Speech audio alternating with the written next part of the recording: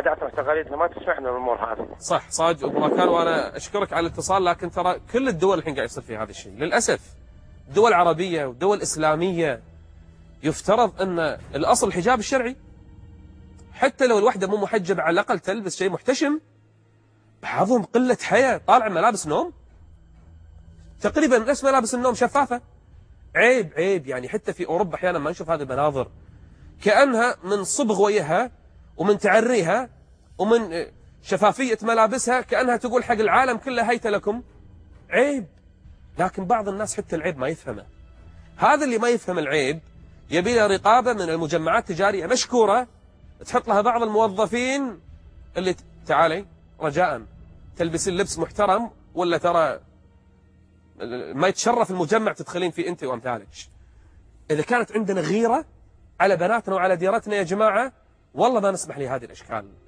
انا ما اقول الوحده لازم تتحجب مع انه واجب شرعي، لكن بعض الملابس يا جماعه فسخت خلاص، يعني اكثر من هذا احيانا حتى العقل ما يسمح فيه.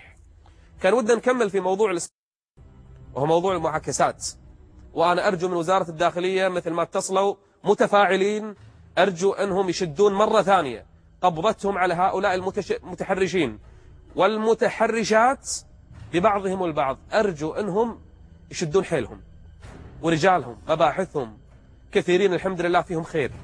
نبي منهم لو اكتشفوا ان واحد من رجال الداخليه استغل رتبته او استغل بدلته او استغل النجوم اللي على كتفه، لو واحد عشان يتحرش بوحده او يستدرجها، انا ودي من وزاره الداخليه تخلي عبره لكل الناس، مو فقط تسرحه وتفنشه، لا، انا ودي تصير في عقوبه يشهد عقوبته طائفه من المؤمنين، ولا تاخذكم بهما رأفة في دين الله.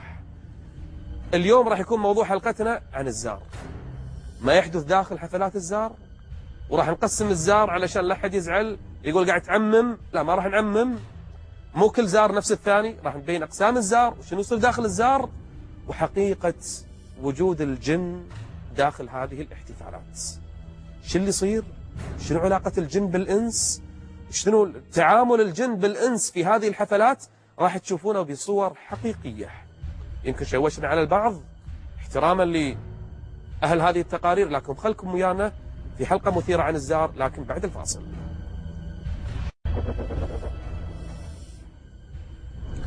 أهلا بكم من جديد. قبل ما نبدأ بموضوع الزار لازم نفرق بين شيئين. في فرق وأغاني شعبية اسمها السامري، خبيتي، وبعض الأغاني الشعبية الأخرى. احنا ما نتكلم عن هذه بغض النظر عما فيها من حرمة وحل، وما نتكلم عن هذه الأمور لأنه مو موضوع حديثنا عن الزار.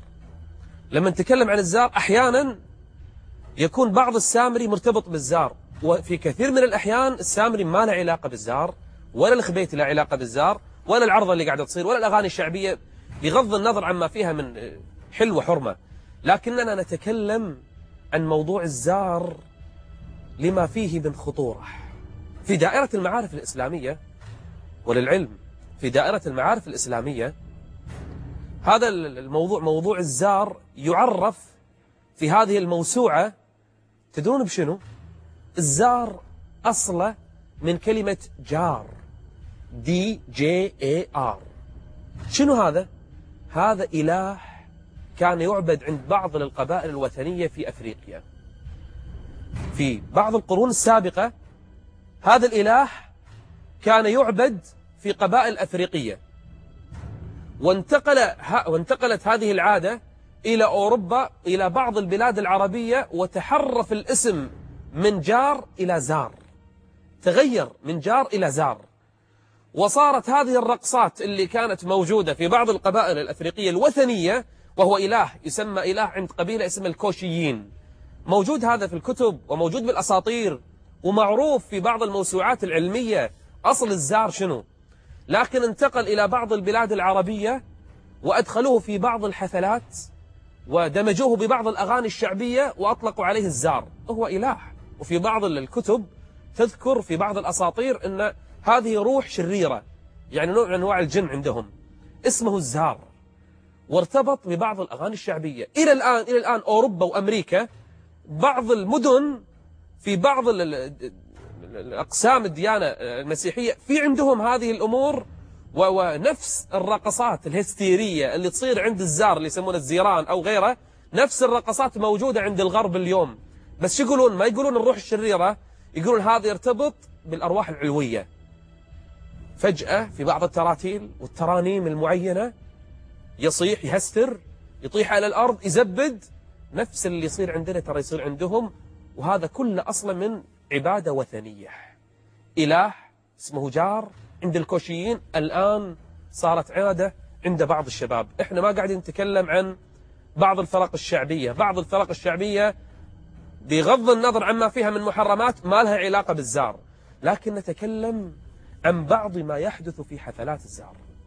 أول قسم منها، قبل ما نحط لكم التقرير اللي تعرفون شنو نقصد بالزار، أول قسم من أقسام الزار وهو أخطرها في بعض البلاد العربية الأفريقية موجود اليوم، يصير فيها نوع من الشعوذة والدجل، بل أنواع من الشرك.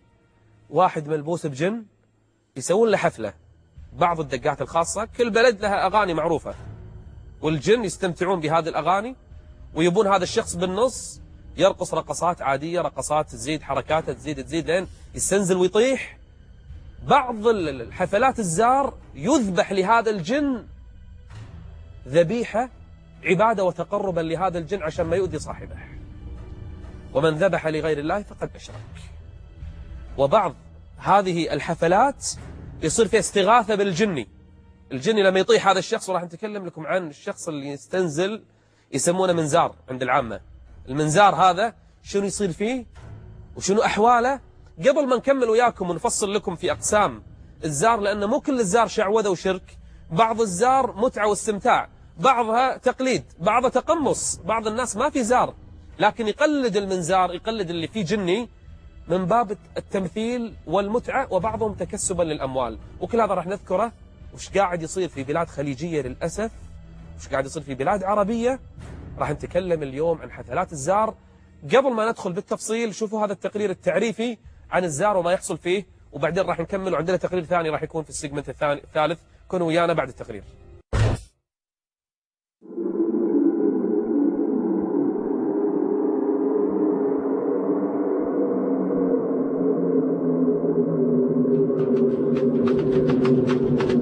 طقوس غريبة وممارسات أقرب للشعوذة منها إلى الرقص، تلك التي يقوم بها بعض الشباب تحت ما يسمى بالزار.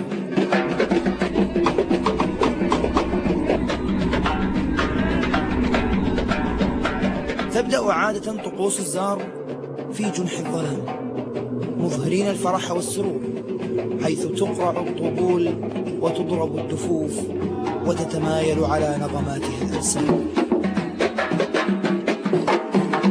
وسرعان ما يتطور الأمر حتى يقوم الشباب بحركات وقفزات ليست طبيعية تؤدي إلى سقوط البعض من شدة التعب.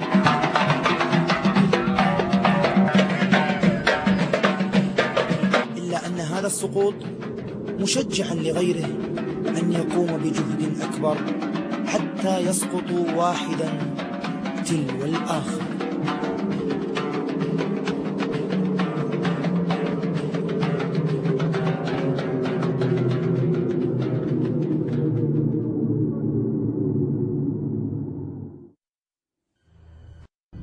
نجيب لبعض الفرق الشعبية، السامري والخبيتي وغيره، يغنون أغاني عادية في البداية، وتضرب الطبول لأن الجن يحبون الأغاني والموسيقى والجلسات هذه.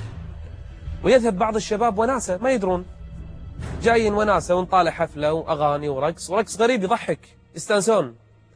ما يدري بعد قليل وإذا بأحدهم يستنزل يعني يلبس الجني، وأحيانا يتكلم بلسانه، وأحيانا يزبد، وأحيانا يحصل ما فيه، وربما أحيانا لا يستطيع عليه الأفراد من الرجال أن يثبتوه.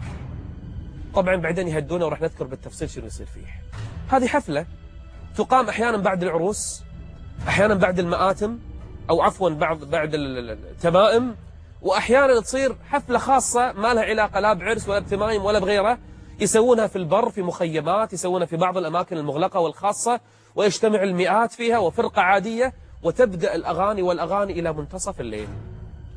فإذا دقت الساعة في منتصف الليل بدأت ترى من هنا وهناك الشياطين تستنزل، ويبدأ هذا يحستر، وهذا يصيح، وهذا يغطي رأسه، وهذا يعمل حركات غريبة، ويبدأ الناس